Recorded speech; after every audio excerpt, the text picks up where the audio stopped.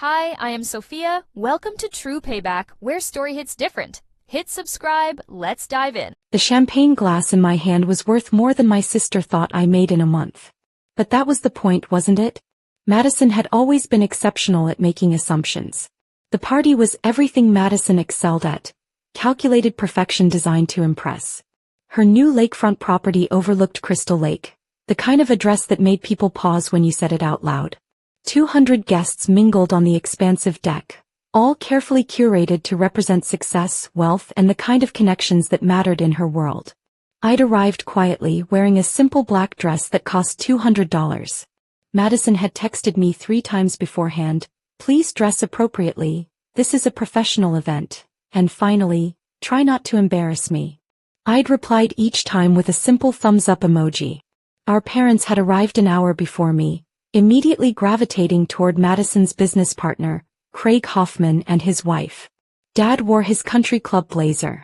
Mom had her important occasion pearls. They looked like they belonged, which was the entire point of their existence. I'd grown up watching this performance.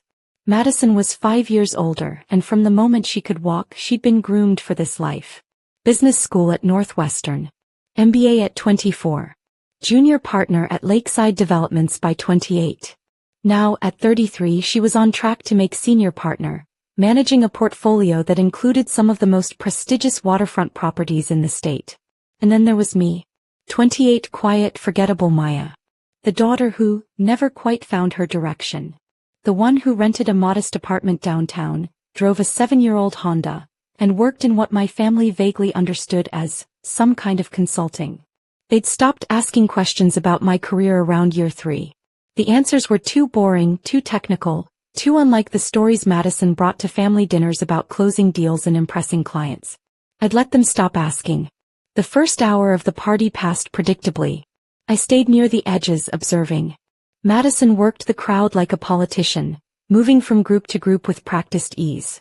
Craig Hoffman stayed close, his hand occasionally touching her elbow in that proprietary way business partners do when they're signaling partnership to observers. Lakeside Developments had been their joint venture for 4 years. Craig brought the construction expertise and local connections. Madison brought the sales brilliance and the kind of polished presence that made wealthy clients trust her with their 7-figure property purchases. What neither of them knew was that I'd brought the money. $5.1 million to be precise. Invested through a private equity firm I'd established 6 years ago, structured through enough legal entities that my name appeared nowhere on any paperwork they'd ever see. The investment had been listed as coming from Cascade Capital Partners, one of 17 investment vehicles I used for various projects. I'd funded 40% of their expansion into the Crystal Lake development. The luxury condos, the marina renovations, the high-end retail spaces, all built partly with my capital. I'd watched the quarterly reports, attended board meetings via video conference under my corporate identity, and voted on major decisions. Madison had no idea she'd been pitching her own sister for funding 4 years ago. I'd sent my CFO to the initial meetings. By the time I'd appeared in the boardroom, I was just another face from Cascade Capital, asking technical questions about ROI and market projections. She'd been brilliant in that presentation. I'd been genuinely impressed. That's why I'd invested. But I'd also been clear about one thing in my investor agreement. The partnership could be dissolved with 90 days' notice if the working relationship became untenable. It was standard language. Craig's attorney had barely glanced at it. I'd never intended to use it. Until tonight. Paya. Mom's voice cut through my thoughts. She approached with her professional smile, the one that meant she was about to say something critical while sounding supportive. "You made it. We weren't sure you'd come. Madison invited me." "Yes, well." Mom glanced at my dress with the kind of assessment that made you feel immediately inadequate. "It's nice you made an effort." Dad appeared beside her holding a scotch. "Hell of a property Madison's got here. The girl knows how to invest." "She does," I agreed. "You should take notes," he continued. "This is what building wealth looks like. Real estate. Tangible assets. Not whatever it is you do with computers." I didn't bother correcting him that I'd never said I worked with computers. He'd filled in that blank himself years ago and never bothered to update his assumptions. "I'll keep that in mind," I said. Mom touched my arm, her voice dropping to a whisper. Please don't monopolize Madison tonight. She has important people here. Potential clients. I'm just here to support her. Good. That's good. But she didn't look convinced. They drifted away back toward the cluster of people who mattered. I found a quiet corner of the deck and checked my phone. 3 emails from my actual office. I was interim CEO of a mid-sized investment firm that managed $847 million in assets. 2 messages from my attorney about a commercial real estate acquisition in Portland. 1 text from my girlfriend, Zoe, asking how the family torture session was going. I replied, about as expected. Home by 10. The sun was setting over Crystal Lake, painting everything in gold and amber. It really was beautiful. Madison had good taste. He always had. That's when I heard it. Is your sister actually here? The voice belonged to Vanessa Chin, one of Madison's colleagues from the development firm. Unfortunately, Madison's laugh was light but edged. I told her she didn't have to come, but you know how family is. What does she even do? Some kind of data entry work? I honestly don't know. She's very private about it. Probably embarrassed. They were standing near the bar 20 feet from where I'd positioned myself. They hadn't seen me. Vanessa lowered her voice, but not enough. And she's here at your lakefront party? I had to invite her. Mom would have killed me otherwise. But I made sure she understood this was a professional event. Madison paused. The girl's 28 and still renting a studio apartment. Can you imagine? Some people just never figure it out. Exactly. Madison accepted a champagne flute from a passing server. I try not to compare, but it's difficult. We had the same opportunities, the same upbringing. I just chose to build something. She chose mediocrity. I took a slow breath. This wasn't new. I'd heard variations of this my entire adult life. It shouldn't have surprised me. But the next part did. The worst part is she probably thinks this is attainable for her someday. Like if she just works hard enough at her little job, she'll magically afford waterfront property. Madison gestured toward the lake. She doesn't understand that success at this level requires risk, vision, capital. Things she's never had. Vanessa nodded sympathetically. It must be hard having family who don't understand your world. It is. And I can't even talk to her about the business anymore because she just doesn't get it. Last Christmas I tried explaining our Crystal Lake expansion and she asked the most basic questions. Like questions you'd expect from someone who'd never taken a business class. The irony was breathtaking. I'd reviewed every aspect of that Crystal Lake expansion. I'd been the one who'd pushed back on the timeline, who'd insisted on additional market analysis, who'd ultimately approved the final budget that made the entire project possible. Well, Vanessa said brightly, at least you turned out successful. 1 out of 2 isn't bad. They laughed and moved away, joining another group near the fire pit. I stood there for a moment watching the lake. The water was still, reflecting the darkening sky like glass. Peaceful. Deceptive. I pulled out my phone. The text to my investment firm was brief. Initiate withdrawal protocols for Cascade Capital Investment in Lakeside Developments. 90-day notice as per partnership agreement. Confirm receipt. The response came in 40 seconds. Confirmed. Paperwork will be filed Monday morning. Board notification will follow standard procedures. I slipped my phone back into my purse. The party continued around me. Madison worked her magic, charming potential clients, laughing at the right moments, touching arms with practiced familiarity. Craig Hoffman gave a short speech about the future of lakefront development, about vision and partnership and the American dream of waterfront living. I stayed for another hour. I congratulated Madison on the beautiful property. I smiled at my parents' friends. I let them all assume I was exactly who they thought I was. Because that was the strategy I'd chosen 6 years ago when I'd started building my wealth. I'd watched Madison navigate the world with flash and presentation, turning everything into a performance. I'd seen how our parents responded to that, how they celebrated the visible markers of success while dismissing anything they couldn't immediately understand or brag about. So I'd gone the other direction. I'd built quietly. I'd invested carefully. I'd created structures and entities that kept my name out of public records. I'd worked with attorneys who understood discretion, with financial advisors who specialized in privacy, with CPAs who knew how to make wealth invisible. Not because I was ashamed. Because I was strategic. I'd learned from Madison's mistakes. The overextension, the risky leverage, the need for constant validation that led to vulnerable decisions. I'd watched our parents' generation build wealth through showing off, then watched that same showing off make them targets for litigation, for family drama, for people who wanted a piece of what they'd built. I'd chosen a different path. And it had worked. By 25, I'd turned my first real profit, $400,000 from a tech startup investment. By 26, I was managing other people's money.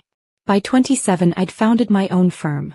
Now at 28, I had enough liquid assets to buy Madison's property outright and still have enough left over to fund 3 more developments just like it. But nobody knew that. And until tonight, I'd been content to keep it that way. At 9:30, I found Madison near the kitchen taking a break between hosting duties. Beautiful party, I told her. She looked surprised I'd approached. Thanks. I'm glad you could make it. The property is stunning. Thank you. She softened slightly, perhaps feeling guilty about what she'd said earlier. You know, Maya, if you ever want to talk about career development or financial planning, I'd be happy to. I appreciate that, I interrupted gently. But I'm doing fine. Oh, I know you're doing fine. I just mean if you ever want to do more than fine. Madison. Kept my voice even. I'm genuinely happy for your success. This is an incredible achievement. You should be proud. She studied me for a moment, perhaps trying to detect sarcasm. Finding none, she nodded. Thanks. That means a lot. I hugged her goodbye. She felt stiff in my arms, probably uncomfortable with sincerity from someone she'd spent years dismissing. I said goodbye to my parents, endured Mom's commentary about leaving early, and walked to my car. The Honda started on the first try as it always did. I kept it because it was reliable and because nobody looked twice at it. It had been paid off for 3 years. The registration was in my personal name, not my corporate one.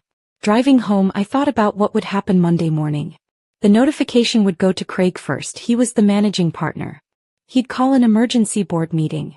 They'd review the partnership agreement, realize it was ironclad, and understand they had 90 days to replace $5.1 million in capital or scale back their expansion plans significantly.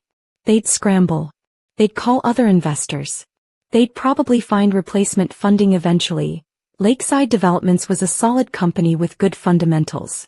But it would be expensive, the new terms wouldn't be as favorable, and the timeline would be thrown into chaos. Projects would be delayed. Some might be cancelled. Madison's path to senior partner would hit a significant obstacle. And she'd never know why. The investor withdrawing would be listed as Cascade Capital Partners. Just another private equity firm making a strategic reallocation.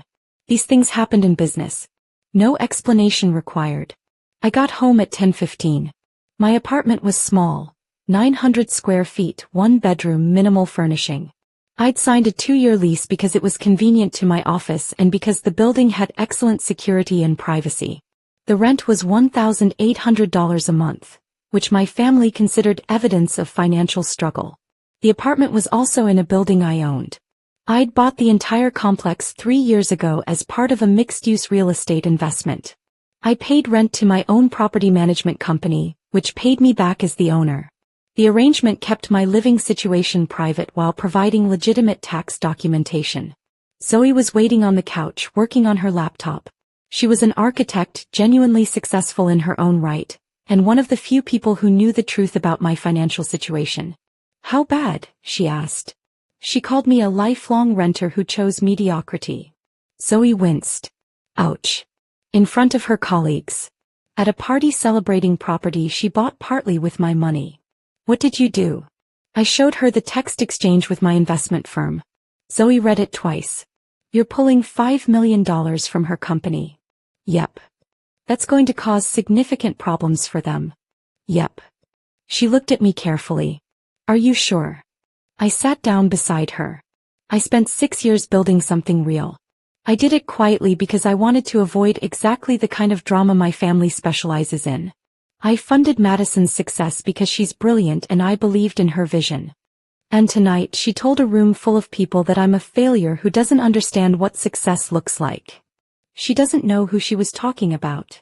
That's the problem. She should have known. Not because I'm secretly rich, because I'm her sister. She should have known me well enough to not make assumptions.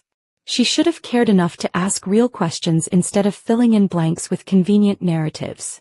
Zoe nodded slowly. So this is about more than the money. This is about respect. About being seen.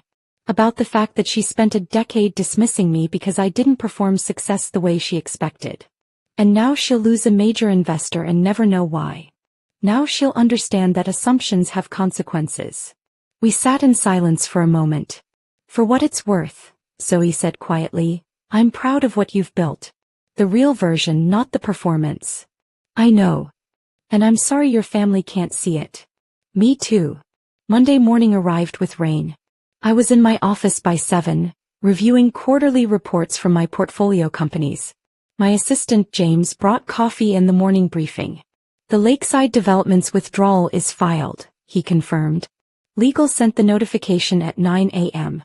We should expect a call from their management by noon. Routed to legal. Standard investor relations response. Understood. He paused. This is a family connection, correct? It was. He didn't ask for clarification. The call came at 11:47 a.m. Craig Hoffman speaking directly with my head of legal operations. I listened to the conference line from my office, my identity protected by corporate structure and attorney-client privilege. Craig was professional but clearly stressed. We weren't anticipating this withdrawal. Can I ask what prompted the decision? My attorney Rebecca Chin kept her tone neutral. Cascade Capital is reallocating resources toward other investment priorities. This is a standard portfolio adjustment. We've had an excellent working relationship for 4 years. Strong returns, clear communication. The numbers are solid, Rebecca agreed. This isn't a performance issue. Then what is it? We're in the middle of a major expansion. The timing is. The partnership agreement allows for withdrawal with 90-day notice. We're exercising that right. Silence on Craig's end. Then, is there anything we can do to reconsider this decision? Better terms? Adjusted timeline. The decision is final. More silence. I could imagine Craig's face, running calculations, thinking about cash flow and construction schedules and the investors he'd need to approach. Can I at least speak directly with the decision maker at Cascade? The principal maintains strict privacy protocols. I'm authorized to handle all communications. This is going to significantly impact our operations. We understand. The 90-day notice period is designed to allow for transition planning. The call ended shortly after. Professional. Clean. Devastating. I went back to work. Over the next week I heard nothing from my family. Madison was presumably too busy dealing with the investor crisis to think about calling her mediocre little sister. Mom and Dad were likely wrapped up in their own concerns, if they'd heard about the situation at all.